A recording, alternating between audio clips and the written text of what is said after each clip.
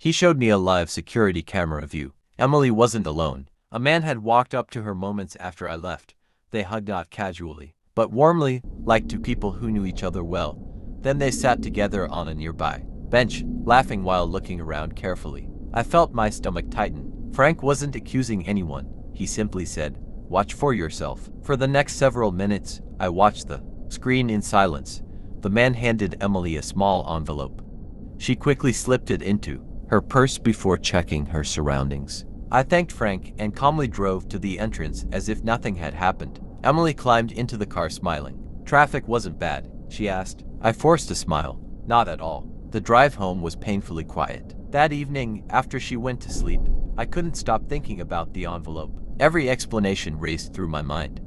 Was it an affair? A business deal? Something worse? The next morning, Emily left early to meet a friend. Instead of confronting her immediately, I quietly checked our shared financial records. That's when I found something unexpected. Over the past 8 months, small amounts of money had been transferred from our joint account into another account I didn't recognize. Not huge amounts, just enough that most people would never notice. My heart pounded. Later that evening, I finally asked her, who was the man at the mall? She froze. For several long seconds, she couldn't speak. Then tears filled her eyes. I was hoping you'd never find out. Every terrible possibility flashed through my mind. But the truth wasn't what I expected. Months earlier, Emily had secretly tracked down my biological father. I had grown up believing he abandoned me before I was born.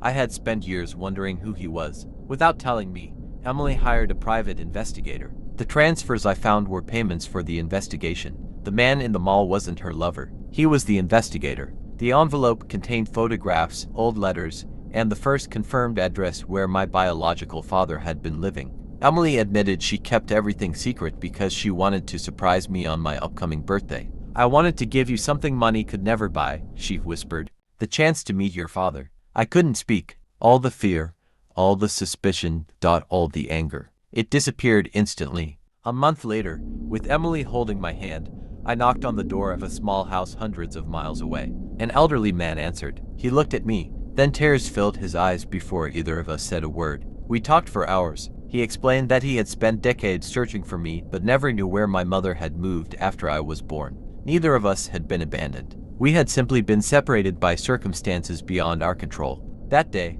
I didn't just find my father. I gained an entire family I never knew existed. And every time I think about that shopping trip, I remember one quiet security guard who chose kindness over silence. Sometimes, what looks like betrayal is actually the greatest act of love you'll ever receive. Trust is tested in the moments when fear speaks louder than facts.